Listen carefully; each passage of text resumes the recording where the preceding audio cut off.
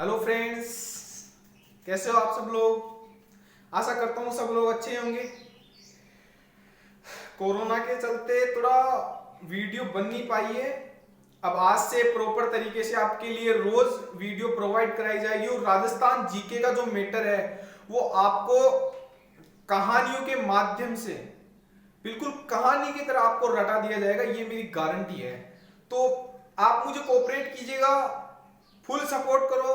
मैं आपको है ना राजस्थान जीके में जो भी आपके कंपटीशन में प्रॉब्लम आती है ना, उस प्रॉब्लम को मैं आपकी ये जो भी प्रॉब्लम है ना आपकी, मैं यूं चुटकियों में सॉल्व कर दूंगा आपकी प्रॉब्लम को। आप मेरे साथ बने रहिएगा। तो आज अपन बात करेंगे मेवाड़ के तीसरे और अंतिम साके की, जो कि बहुत ही बड़ा यहाँ पर लगभग 13,000 रानियों के द्वारा यहाँ पर 13,000 औरतों के द्वारा यहाँ पर जोहर किया जाता है। तो उसकी बात अपन आज करेंगे। उससे पहले थोड़ा सा मैं आपको पीछे लेके जाना चाहूंगा। कर्णावती थी, कर्णावती के थे 2 पुत्र, विक्रमादित्य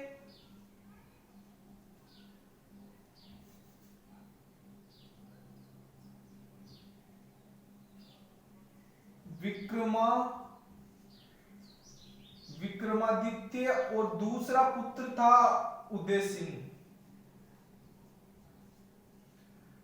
तो होता क्या है कि जब हुमायूं को कर्णावती के द्वारा राखी भेजी जाती है और वो आ नहीं पाता है, तो वो क्योंकि वो आ क्यों नहीं पाता है, क्योंकि वो कालिंजर के युद्ध में उलझा हुआ था, इसीलिए वो हुमायूं या कर्णावती की मदद करने के लिए आ नहीं पाता है। जब वो कालिंजर का युद्ध जीतने के बाद इधर आता है तो वो देखता है कि यार अपन जिस काम के लिए आ रहे तो वो तो हो गया पूरा, तो अपन क्यों नहीं वहां गुजरात पर आक्रमण करते हैं। तो हुमायूं के द्वारा गुजरात पर आक्रमण कर दिया जाता है। ये बात जो बहादुर शाह था वो भी चित्तौड़ में बैठा था और बहादुर शाह ये बात देखता है कि यार अपने गुजरात पर आक्रमण हो गया है। तो बहादुर शाह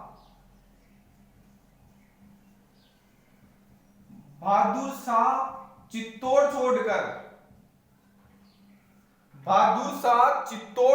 कहां चला जाता है। बहादुर शाह चित्तौड़ छोड़कर गुजरात जाता है इस युद्ध को दबाने के लिए। लेकिन जैसे ही वो चित्तौड़ छोड़कर बहादुर शाह गुजरात जाता है, कहां गया, गुजरात जाता है, और पीछे से जो चित्तौड़ के सरदार थे उन्होंने चित्तौड़ पर बहादुर शाह की जो थोड़ी बहुत सेना थी उस पर अटैक कर दिया जाता है और अटैक करके उनको भगा दिया जाता है और चित्तौड़ दुर्ग पर वापस यहां पर राजपूतों के द्वारा कब्जा कर लिया जाता है।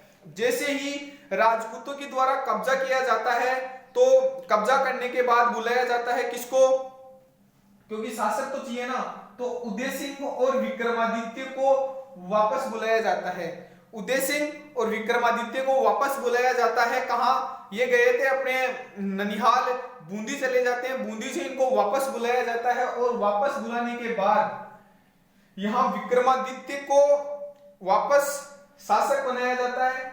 लेकिन होता क्या है, इस बात का विरोध कौन करता है, बनवीर।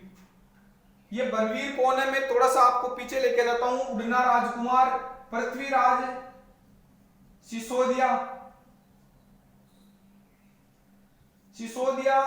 पृथ्वीराज सिसोदिया था, जिसको हम उड़ना राजकुमार के नाम से जाने जाते हैं। उसकी एक दासी थी अनोरस, और उस अनोरस का पुत्र है बनवीर। ठीक है, आपको पता लग गया बनवीर कौन है। तो इस बनवीर के द्वारा यह कहा जाता है कि जब चित्तौड़ कर्णावती के समय में संकट में था, संकट के बादल छाए हुए थे, हर तरफ युद्ध हो रहा था, हर एक व्यक्ति चिल्ला रहा था, रो रहा था, रीक रहा था, तब ये जो शासक बनने के लिए आज तैयार हुए ये कहां पर थे, जब जोहर हो रहा था वहां पर वीरांगनाओं ने चीख चीख कर अपनी मदद मांग रही थी, तब ये कहां पर था। ये सब बोलने के बाद आधे जो सरदार थे वो हो जाते हैं किसकी तरफ, विक्रमादित्य की तरफ, और आधे सरदार हो जाते हैं किसकी तरफ, इस बनवीर की तरफ। आधे हो जाते हैं बनवीर की तरफ और आधे हो जाते हैं किसकी तरफ, इसकी तरफ।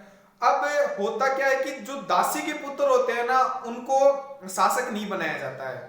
तो इसको क्या है, शासक नहीं बनाया जाता है, और विक्रमादित्य को यहाँ पर शासक बना दिया जाता है, और इसी का विक्रमादित्य का संरक्षक बना दिया जाता है। किसको, बनवीर को।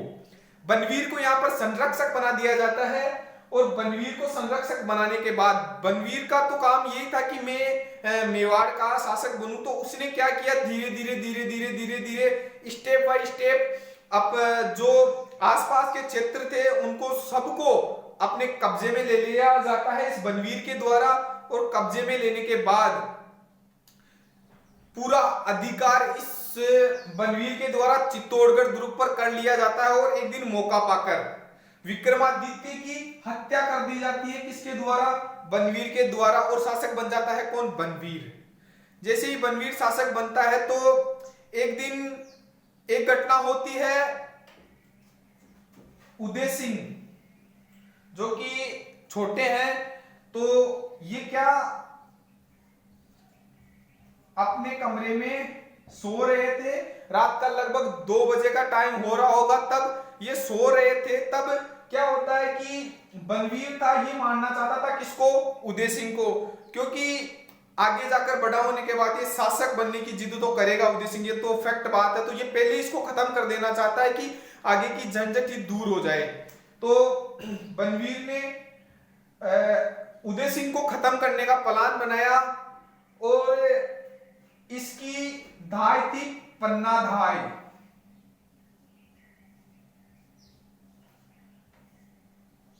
जब ये बनवीर इसके कमरे की तरफ जाता है, उदय सिंह के कमरे की तरफ जाता है, तब खिड़की से यहां पर पन्नादाय के द्वारा देख लिया जाता है। और पन्नादाय देखने के बाद ये सोच लेती है कि इसने विक्रमादित्य को तो खत्म कर दिया, और ये खत्म करना चाहता है किसको, अब उदय सिंह को खत्म करना चाहता है। कि क्यों नहीं, क्योंकि इसने, इस पन्नादाय ने उदय सिंह के प्राण बचाने का जो वचन ले रखा था उसका पूरा करने का टाइम अब आ गया था। तो पन्नाधाय ने जैसे ये देखा कि बनवीर आ गया है, तो इसने अपने पुत्र चंदन,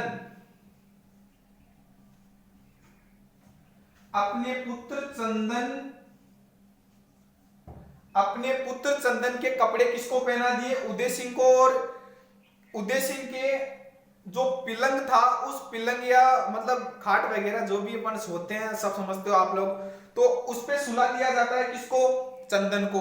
जैसे ही बनवीर आता है और पूछता है कि कहां पर है उदय सिंह, तो पन्नादाय ने उदय सिंह की रक्षा करते हुए ये कहा कि वो उस जो पलंग पर है वो सो रहा है, वो है उदय सिंह। जो कि अंधेरा हो रखा था तो देख नहीं पाता है बनवीर, और वहां पर चंदन के टुकड़े टुकड़े कर देता है।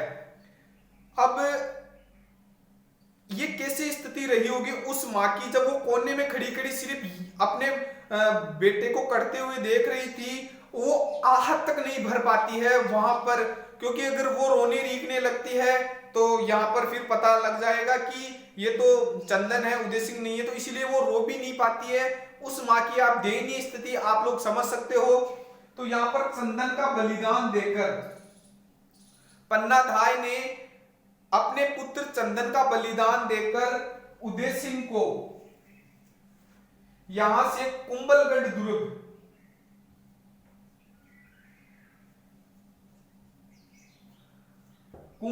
दुर्ग में ले जाती है। और कुंभलगढ़ दुर्ग का अभी जो किलेदार है वो है आशा देवपुरा। आशा देवपुरा के पास ले जाती है उदय सिंह को, और उदय सिंह को आशा देवपुरा के पास ले जाने के बाद आशा देवपुरा के पास ले जाती है और आशा देवपुरा को सौंप देती है कि आप उदय सिंह जी की रक्षा करो। तो जैसे ही वहां के सरदारों और सैनिकों को यह बात पता लगती है कि उदय सिंह तो जीवित है, क्योंकि यहां पर जब सुबह होती है तो सुबह जल्दी ही यहाँ पर पन्नादार के द्वारा कुंभलगढ़ ले जाया जाता है। किसको? उदय सिंह को। जब सुबह होती है, उजाला होता है और बनवीर आता है और कहता है कि ये तो खत्म हो चुका है, उदय सिंह, इसकी हत्या कर दी गई है। तो सब लोग ये देखने के लिए आते हैं और देखते हैं कि ये तो चंदन था। जैसे ही ये बात सबको पता लगी कि मृत्यु तो केवल चंदन की हुई है, उदय सिंह की नहीं हुई है, तो सब लोगों ने यहां कुंभलगढ़ दुर्ग में उदय सिंह का पहली बार 1536 में पहली बार जो उदय सिंह का राज तिलक होता है ना, वो कुंभलगढ़ दुर्ग में होता है। हालांकि दोबारा भी कुंभलगढ़ दुर्ग में ही होता है, और पहली बार है ना कुंभलगढ़ दुर्ग में होता है 1536 में। 1536 में पहली बार यहां पर उदय सिंह का राज तिलक होता है, और दूसरी बार 1537 में होता है इसी कुंभलगढ़ दुर्ग में, लेकिन पूरे विधि विधान के साथ होता है यहां पर। तो अब क्या होता है कि पहली बार इनका राज तिलक हो गया है, राज तिलक हो गया, शासक इनको घोषित कर दिया गया है। तो ये अब जाएंगे कहां पर? चित्तौड़ जाते हैं, और चित्तौड़ जाने के बाद बनवीर की यहां पर हत्या कर दी जाती है उदय सिंह के द्वारा। उदय सिंह के द्वारा यहां पर हत्या कर दी जाती है, किसकी? बनवीर की, और शासक बन जाता है कौन? उदय सिंह। इस युद्ध में जेता और कुंपा नाम के दो व्यक्ति थे। जेता और कुंपा नाम के दो व्यक्ति थे।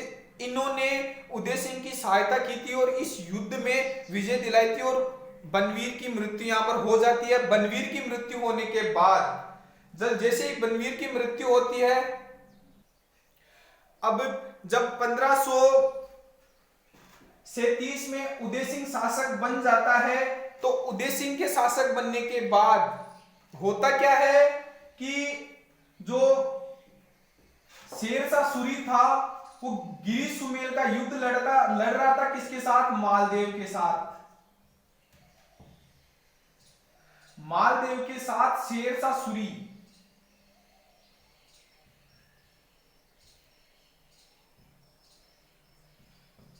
इन दोनों के बीच युद्ध हो रहा था। युद्ध में हार जाता है कौन? मालदेव।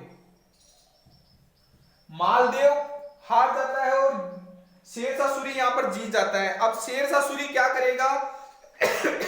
अटैक करेगा किस पर? चित्तौड़ पर। चित्तौड़ पर अटैक करने की वो सिर्फ योजना बनाता है। कौन? शेरशाह सूरी। मालदेव को तो हरा दिया उसने, लेकिन इसकी योजना बनाता है।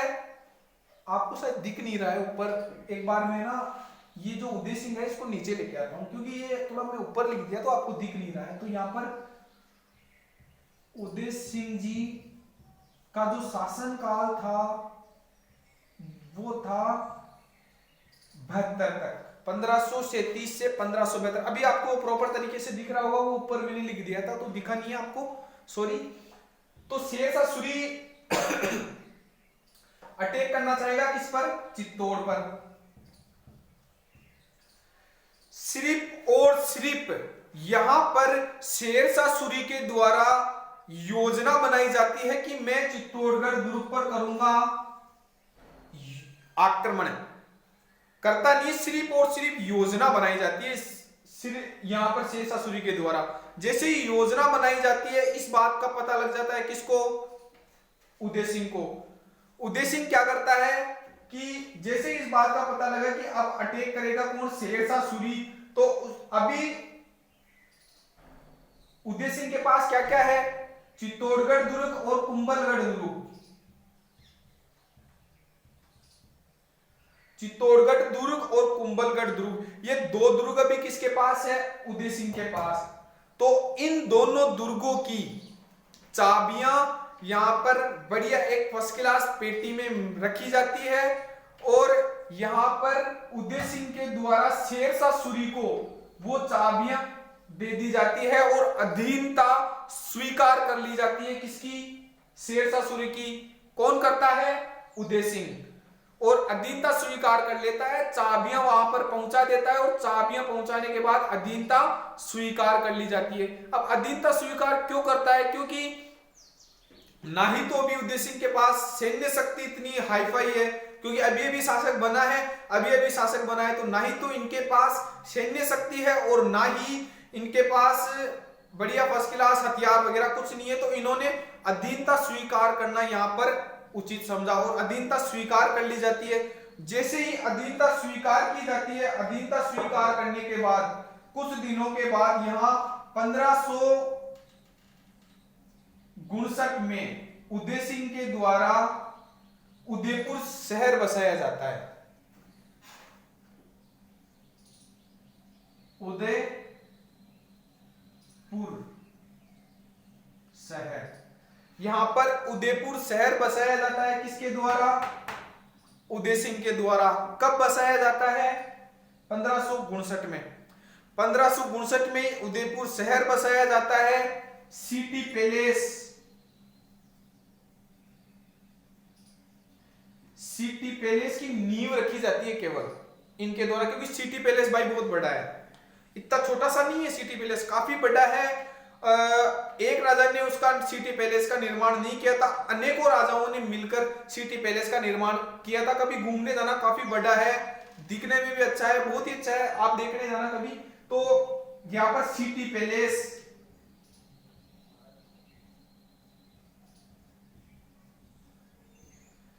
सिटी पैलेस की नींव रखी जाती है सिर्फ किसके द्वारा? उदय सिंह के द्वारा। और दूसरा काम किया जाता है उदय सागर।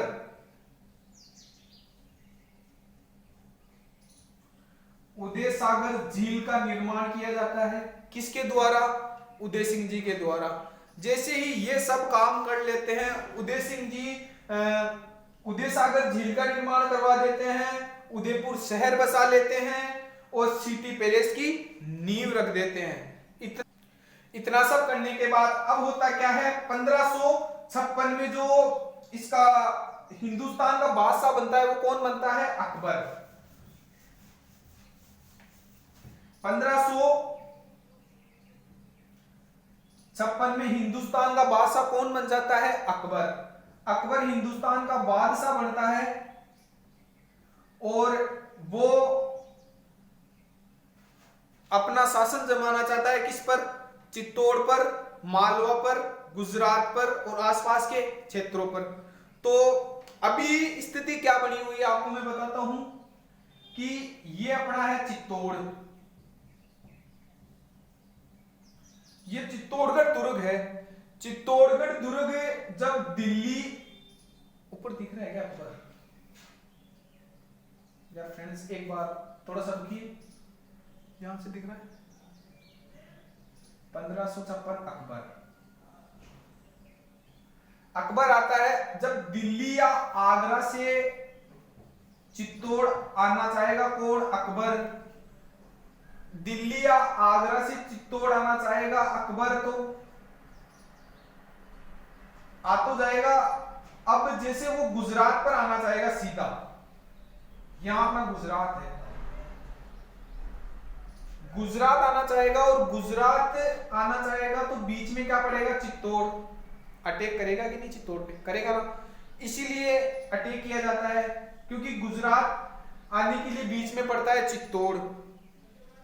मालवा आना चाहेगा, मालवा आना चाहेगा तो बीच में पड़ेगा क्या? चित्तौड़। अगर सीधा मालवा आना चाहेगा तो बीच में क्या पड़ता है? चित्तौड़। दूसरा कारण हो गया। तीसरा कारण, यहां एक छोटी सी रियासत है मेड़ता। मेड़ता का जो शासक है वो है जयमल मेड़तिया। जयमल मेड़तिया कौन है? जयमल मेड़तिया। और इसी का भतीजा है कल्लाजी राठौड़। इसी का भतीजा कौन है? कल्लाजी राठौड़।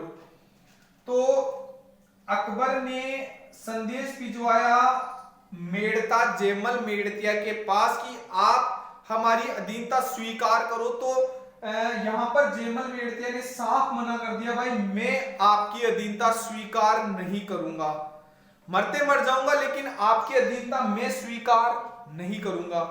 तो अकबर ने कहा कि मैं आपसे ये मेड़ता छीन लूंगा, कि छीन लो, आ जाओ युद्ध कर लो। तो यहाँ पर जेमल मेड़ता ने बहादुरी के साथ कह दिया कि आप युद्ध कर सकते हो लेकिन हम आपकी अधीनता स्वीकार नहीं करेंगे। जैसे ही अकबर यहाँ पर आता है और अकबर यहाँ पर आने के बाद मेड़ता पर अटैक करता है, जेमल मेड़तिया पर अटैक करता है और अटैक करने के बाद यहाँ पर जेमल मेड़तिया की हार हो जाती है और हार होने के बाद यहाँ पर जेमल मेड़तिया से छीन लिया जाता है क्या? जेमल मेड़तिया से छीन लिया जाता है मेड़ता। मेड़ता छीनने के बाद ये शरण लेता है कहां पर? कल्लाजी राठौड़ और जेमल मेड़तिया शरण लेता है कहां पर? उदय सिंह के पास। उदय सिंह के पास शरण लेता है और इधर से गुजरात का जो शासक अभी बाज बहादुर नाम का शासक बनता है। बहादुर सा नहीं है, आप थोड़ा कंफ्यूज मत होइएगा, बाज बहादुर है ये, बाज बहादुर, बहादुर सा नहीं है, बहादुर सा बिल्कुल भी नहीं है, ये है बाज बहादुर। तो यहां पर बाज बहादुर चले जाता है कहां पर? क्योंकि अकबर ने इसको भी कहा था कि आप हमारी अधीनता स्वीकार कीजिए, लेकिन यहां पर अकबर की अधीनता स्वीकार नहीं की जाती है बाज बहादुर के द्वारा। तो ये सीधे चले जाता है कहां पर? उदय सिंह के पास। मालवा का शासक था वो चले जाता है किसके पास? उदय सिंह के पास। अब ये सारे लोग उदय सिंह के पास चले जाते हैं और अकबर ने संदेश भेजा किसके पास? क्योंकि इंपोर्टेंट शासक है, काफी पावरफुल शासक है अभी यहाँ पर उदय सिंह, तो इसको संदेश भेजता, क्योंकि डायरेक्ट अटैक यहाँ पर नहीं कर सकता क्योंकि पावरफुल शासक अब बन चुका है कौन? उदय सिंह, तो सीधे अटैक करेगा नहीं। यहाँ पर अकबर के द्वारा संदेश भेजा जाता है कि आप मेरे जो शरणार्थ ये विरोधी हैं, जेमल राठौड़, जेमल मेड़तिया, कल्लाजी राठौड़, इनको आप मेरे हवाले करो। बाज बहादुर है जो आपकी शरण में आया हुआ है, इसको हमारे पास भेजो। गुजरात का शासक आपके पास आया हुआ है, इसको भेजो। मालवा का आया, इसको हमारे पास भेजो। तो यहां पर साफ इनकार कर दिया जाता है उदय सिंह के द्वारा कि हमारे जो ये जेमल मेड़तिया वगैरह ये सब आ गए हैं, ये हमारे मेहमान हैं और मेहमान हमारे भगवान होते हैं, हम हमारे भगवान को आपको नहीं सौंप सकते हैं मरने के लिए, तो हम नहीं भेजेंगे। तो यहां पर नहीं भेजा जाता है और अकबर ने कहा कि हम आप पर अटैक करेंगे, कि तो ठीक है आप अटैक कर लेना। तो स्थिति क्या बनती है 1567 में? ठीक है फ्रेंड्स, एक बार मैं इसको काट रहा हूं। अब 1567 में क्या होता है कि जो अकबर था वो आता है चित्तौड़गढ़ दुर्ग पर। चित्तौड़गढ़ आता है और चित्तौड़गढ़ दुर्ग पर आकर के, क्योंकि यहां पर उदय सिंह ने साफ मना कर दिया कि हम अधीनता भी स्वीकार नहीं करेंगे और मेरे शरणार्थियों को भी नहीं भेजूंगा, तो यहां पर अकबर आता है और अकबर आने के बाद चित्तौड़गढ़ दुर्ग के चारों तरफ घेराबंदी करता है। घेराबंदी करता है काफी दिनों के बाद, 1567 में आया था, 1567 में आता है। काफी दिनों की घेराबंदी के बाद भी कोई सफलता यहां पर अकबर को नहीं मिलती है, कोई भी सफलता नहीं मिलती है। परेशान हो गया। परेशान होने के बाद ये क्या करता है कि अब जब चित्तौड़गढ़ में सब लोग सुरक्षित हैं, यहां पर 1567 में घेराबंदी कर दी जाती है, तब संकट, अंदर के लोगों को संकट दिखाई दिया। जेमल मेड़तिया, फत्ता सिसोदिया और बाज बहादुर, कल्लाजी राठौड़, इन सबको संकट दिखाई दिया। तो इन्होंने उदय सिंह जी को कहा कि आप प्लीज करके यहां से मेवाड़ से चले जाइए, कहीं और चले जाइए। कि क्यों? कि हमें संकट दिखाई दे रहा है, आपका जीवित रहना जरूरी है मेवाड़ के लिए, तो आप यहां से निकल जाइए। तो यहां पर निकल जाता है उदय सिंह अपने परिवार के साथ, जंगलों में, पहाड़ों में चला जाता है उदय सिंह। और उदय सिंह के जाने के बाद यहां पर 1567 में जब अकबर ने काफी मशक्कत की और कोई सफलता नहीं मिलती है, तो यहां पर अकबर ने प्लान बनाया कि क्यों ना चित्तौड़गढ़ दुर्ग को बारूद से उड़ाया जाए इसकी दीवारों को। तो तो यहां पर अकबर के द्वारा 2 सुरंग बनाई जाती है चित्तौड़गढ़ दुर्ग में। चित्तौड़गढ़ की जो दीवार थी उस पर 2 सुरंगें बनाई जाती है, नीचे से सुरंगें बनाई जाती है और इनमें फर्स्ट क्लास बारूद भरा जाता है। बारूद बनने के बाद इनको उड़ाया जाता है और धम से यहां पर ब्लास्ट किया जाता है। ब्लास्ट करने के बाद कुछ एक दीवार गिर जाती है, कुछ एक दीवार गिर जाती है। तो जितना नुकसान यहां पर मुगलों के द्वारा किया जाता, रात में जयमल मेड़ते के द्वारा पुनर्निर्माण उसका करवा दिया जाता, पुनर्निर्माण करवा दिया जाता। कुछ दिनों तक ऐसा ही चलता रहा। फिर सुबह होती, यहां पर अकबर के द्वारा बारूद भरा जाता और बारूद बनने के बाद फिर से ब्लास्ट किया जाता। ब्लास्ट करने के बाद जितना थोड़ा बहुत नुकसान यहाँ पर चित्तौड़गढ़ दुर्ग की दीवारों का किया जाता, पुनः आपको निर्माण करवा दिया जाता। किसके द्वारा? जयमल मेड़ते के द्वारा। अब ये कुछ दिनों तक चलता रहा, लेकिन अकबर काफी परेशान हो गए। भाई ऐसे तो बेइज्जती करा के तो हम जा भी नहीं सकते यहाँ पे। तो इन्होंने प्लान बनाया कि अब क्या किया जाए। तो जैसे ही भगवंत दास, आमेर का राजा था भगवंत दास, भगवंत दास इसी के साथ था अभी इस युद्ध में। भगवंत दास, और इसी को भगवान दास भी कहा जाता है। तो यहां पर भगवंत दास की सलाह पर चित्तौड़गढ़ दुर्ग के, ये भगवंत दास था तो भगवंत दास ने सलाह दी कि महाराज आप एक काम करो, परेशान हो गए, कोई बात नहीं, मैं जिंदा हूं, आप नो टेंशन रहो। कि आप क्या करोगे? तो सलाह दी जाती है यहां पर भगवंत दास के द्वारा अकबर को कि आप चित्तौड़गढ़ दुर्ग का जो ये चित्तौड़गढ़ दुर्ग है ना, इसके सामने एक बड़ा सा टीला बनवा दो, चबूतरा बनवा दो, किसका? मिट्टी का, ताकि हम जो अंदर की गतिविधि है ना वो देख सके। तो यहां पर एक बड़ा सा चबूतरा बनवा दिया जाता है भगवंत दास के कहने पर चित्तौड़गढ़ दुर्ग के सामने, और इसके ऊपर चढ़कर जो अंदर की गतिविधि थी वो देख ली जाती है। तो एक दिन अकबर यहां पर बैठा था, ऊपर टीले पर जो चबूतरा बनाया था उस पर बैठा था। तो ऊपर बैठा था, तो यहां इसके हाथ में थी संग्राम नामक बंदूक।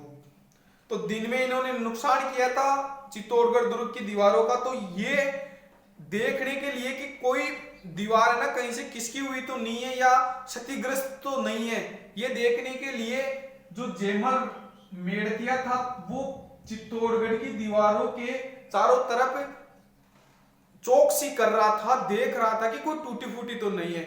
यहां पर अकबर के द्वारा यह घटना देख ली जाती है और अपनी संग्राम नामक बंदूक से गोली मार दी जाती है जयमल मेड़तिया को, और यहां पर सीधे वो गोली लगती है उनके पैर पे, और पैर पे गोली लगने के कारण वो घायल हो जाते हैं और गिर जाते हैं नीचे। अब संकट ज्यादा ही बढ़ने लग गया। जैसे ही जयमल मेड़तिया की गोली लगती है, अंदर कोहराम मच जाता है कि अब क्या होगा। तो होता क्या है कि सबने प्लान बनाया कि अब हम वही करेंगे जो हमारे दादा परदादा करते आए हैं, अपन जोहर और साका यहां पर चित्तौड़ में फिर से होगा। सभी ने हाँ कर दी और पूरा काम चालू हो गया, और जोहर की तैयारी होने लगी, केसरिया की तैयारी होने लग गई।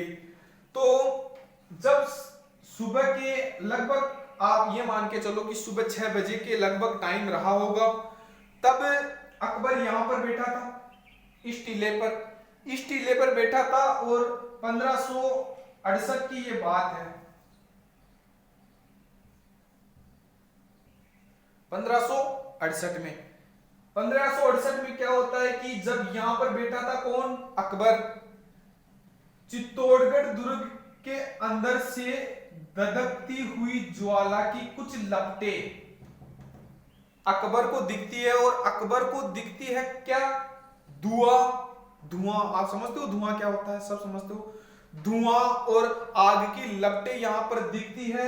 ये देख अकबर घबरा जाता है कि यार अंदर क्या आग लग गई है क्या? लगता है बेचारे संकट में है, आग लग गई है।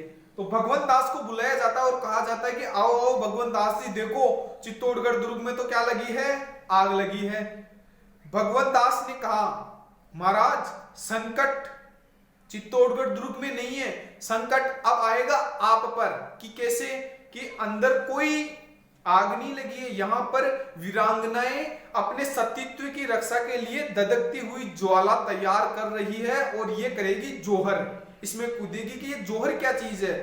तो अकबर ने पहली बार यहां पर जोहर का नाम सुना था, केसरिया का नाम सुना था। तो केसरिया क्या होता है, जोहर क्या होता है? भगवंत दास अकबर को बताता है कि महाराज ददकती हुई ज्वाला में अपने सतीत्व की रक्षा के लिए वीरांगनाएं हैं, जो स्त्रियां हैं, वो जोहर में कूदेगी और अपने प्राण समाप्त कर देगी।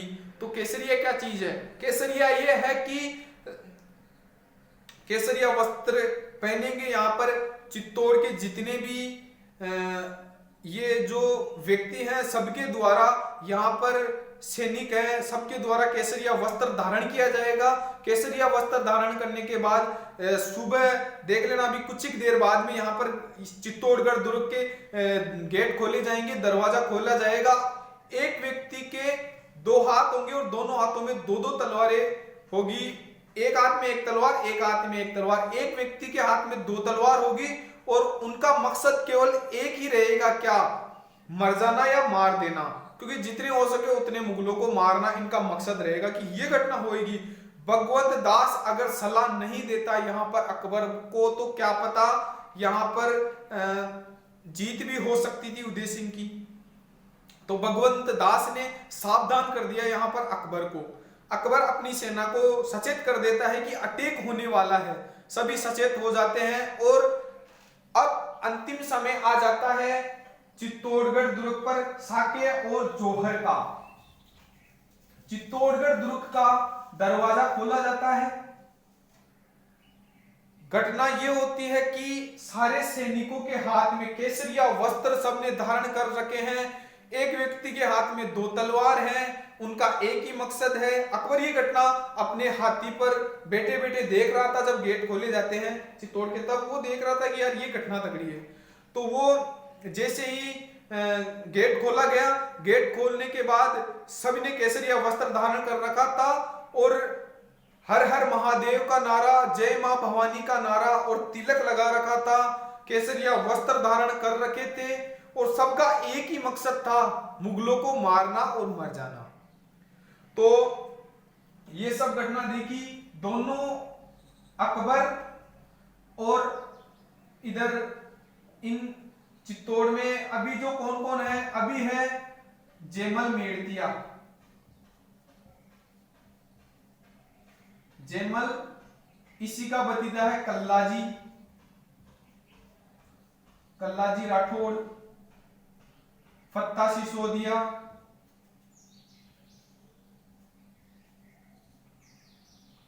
फत्ता सिसोदिया,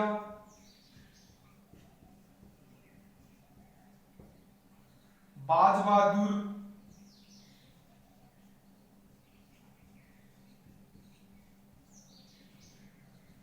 ये सब लोग अभी हैं।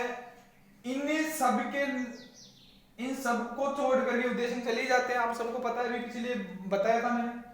तो जयमल राठौड़, जयमल मेड़तिया, कल्लाजी राठौड़, फत्ता सिसोदिया। जयमल भी राठौड़ है, आप कहीं देख लो मेड़ता बोल रहा है, कभी राठौड़ बोल रहा है, तो वो कोई बात नहीं है, ये राठौड़ ही है। तो जयमल मेड़तिया के द्वारा यहां पर अजीब ही घटना देखी जाती है इधर अकबर के द्वारा कि जो एक कल्लाजी है, कल्लाजी के कंधे पर कौन बैठा है? जयमल मेड़तिया। ये कल्लाजी के कंधों पर बैठ के 2 व्यक्ति हैं, 4 इनके हाथों में तलवारें हैं और इनका सिर्फ एक ही मकसद है, इनको मारना। और यहाँ पर जबरदस्त यहाँ पर तलवारबाजी की जाती है कल्लाजी राठौड़ और जयमल मेड़तिया के द्वारा। और तब तक लड़ा जाता है जब तक कि देह से प्राण नहीं निकल जाते हैं। और फत्ता सिसोदिया, इनको कल्लाजी को लोक देवता कहा जाता है, 4 हाथों का लोक देवता कहा जाता है कल्लाजी राठौड़ को।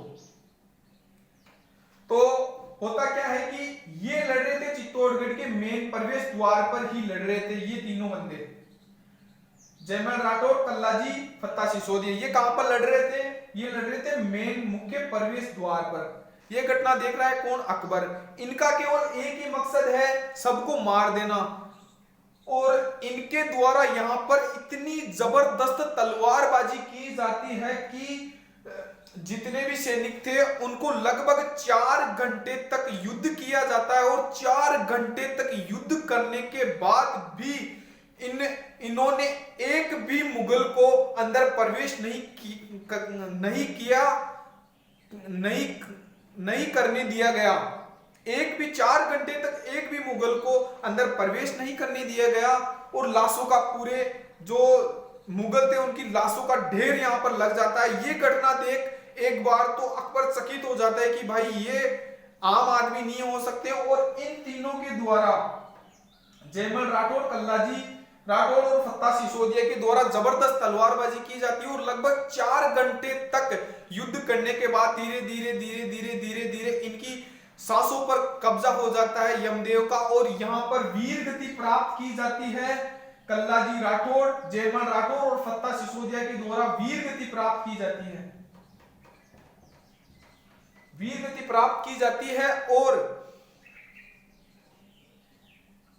फत्ता सिसोदिया की पत्नी थी फूलकवर, इसकी पत्नी थी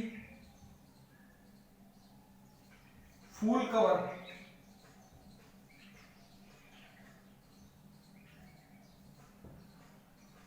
फत्ता सिसोदिया की थी पत्नी और जयमल मेड़तिया की थी बहन।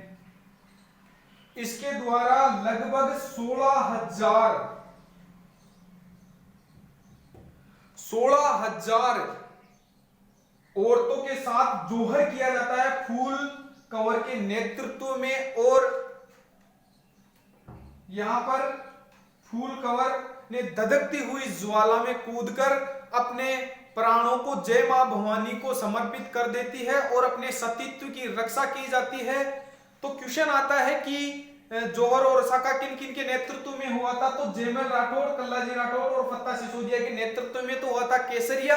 और फूल कंवर के नेतृत्व में 16,000 औरतों के साथ जौहर किया गया था। और अब अकबर का यहां पर इस चित्तौड़गढ़ दुर्ग पर क्या हो जाता है? अधिकार हो जाता है। 1568 में चित्तौड़गढ़ दुर्ग पर अधिकार हो जाता है किसका? अकबर का। जैसे ही चित्तौड़गढ़ दुर्ग पर अकबर का अधिकार हो जाता है तो ये मेवाड़ का अंतिम और तीसरा जौहर माना जाता है। इसके बाद कोई जौहर यहां पे मेवाड़ में नहीं होता है। तीसरा और अंतिम जौहर इसको कहा जाता है। और भगवंत दास ने कहा, क्योंकि भगवंत दास आमेर के राजवंश के थे तो इनको जो मेवाड़ के जो शासक थे ये इनको नीचा समझते थे। क्योंकि जो आमेर के भगवंत दास और इन सब लोगों ने क्या है अपनी बहन बेटियों का विवाह किया था किसके साथ? मुगलों के साथ। तो ये यहां पर इनको नीचा समझा जाता था। चित्तौड़ के जो शासक थे ये नीचा समझते थे किसको? आमेर के शासकों को। तो इसका बदला लेना चाहता है कौन? भगवंत दास। और वो कहता है कि महाराज ये है कि इन सब को आप ना मेरी एक बात मानो और कत्ले आम का यहां पर आदेश दे दो, क्योंकि ये हमारे को नीचा समझते हैं और आप इनको सबको मारो।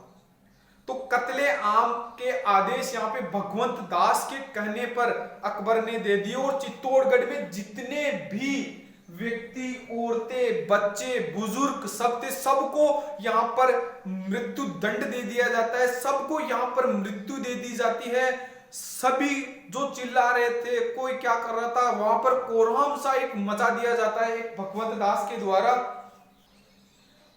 भगवंत दास के कहने पर यहां पर कत्लेआम के आदेश दे दिए जाते हैं। अब जितने भी इस अकबर के पास बढ़िया बढ़िया पद पर जो व्यक्ति थे वो कौन थे? राजपूत ही थे। इस बात से राजपूत इतने नाराज हो गए अकबर से कि यार इसने तो कत्लेआम करना ही चालू कर दिया। तो यहां पर अकबर ने क्या किया, अपने इस अमिट कलंक को मिटाने के लिए, क्योंकि ये अमिट कलंक हो गया इसका अकबर पर, इस अमिट कलंक को मिटाने के लिए अकबर ने यहां अपने आगरा के मुख्य प्रवेश द्वार पर, आगरा है, आगरा के मुख्य प्रवेश द्वार पर जयमल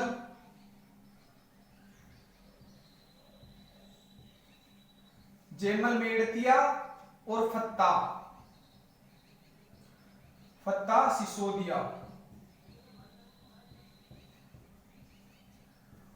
सिसोदिया की गज्जारूढ़ पाषाण मूर्तियां यहां पर आगरा के मुख्य प्रवेश द्वार पर लगवाई जाती है अकबर के द्वारा। अब कोई कैसे अपना टाइम पास करता है, कोई कैसे अपना टाइम पास करता है, कोरोना चल रहा है ना इसीलिए सॉरी।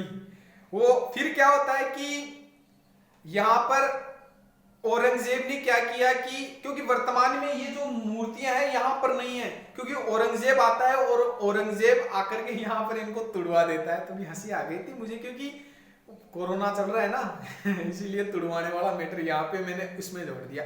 कोई बात नहीं, क्योंकि यहां पर औरंगजेब ने तुड़वा दी, उत्माती था तुड़वाएगा ही तो यहां पर तुड़वा देता है कौन, औरंगजेब तुड़वाता है। और ऐसी की ऐसी ही मूर्तियां अभी वर्तमान टाइम में कहां पर है, जो बीकानेर का जूनागढ़ दुर्ग है ना, उसके मुख्य प्रवेश द्वार पर यहां पर रायमल जो यहां के शासक थे उस समय, उन्होंने लगवाई है गजारूढ़ पाषाण मूर्तियां ऐसी की ऐसी बीकानेर के जूनागढ़ दुर्ग के मुख्य प्रवेश द्वार के सामने सूरज पोल है ना, वहां पर लगाई, अभी भी मौजूद है, वो अभी भी वहां पर मौजूद है। और ये लगवाई थी किसने, रायमल जी ने। जब उदय सिंह वापस आता है चित्तौड़ मेवाड़ वापस आता है, और वापस आने के बाद वो देखता है कि चित्तौड़ तो अब अधिकार में हो गया किसके, अकबर के। तो वो वहां से चला जाता है और वहां से जाने के बाद गोगुंदा जाता है। गोगुंदा जाने के बाद मेवाड़ की 5वीं राजधानी गोगुंदा को ही बनाता है। 4थी राजधानी उदयपुर को बना ली थी इन्होंने। अभी मैंने पीछे बताया था आपको कि वहीं पर ही उदयपुर बसा रहता है। उदय सागर झील बता सिटी पैलेस का निर्माण करता है, नींव रखता है और उसी को ही अपनी राजधानी बनाता है। यहां पर 5वीं राजधानी बनाई जाती है किसको, गोगुंदा को। गोगुंदा को 5वीं राजधानी बनाई जाती है मेवाड़ की। 5वीं राजधानी बना ली मेवाड़ की, और 5वीं राजधानी बनाने के बाद, और यही गोगुंदा में ही उदय सिंह जी की 1572 28 फरवरी 1572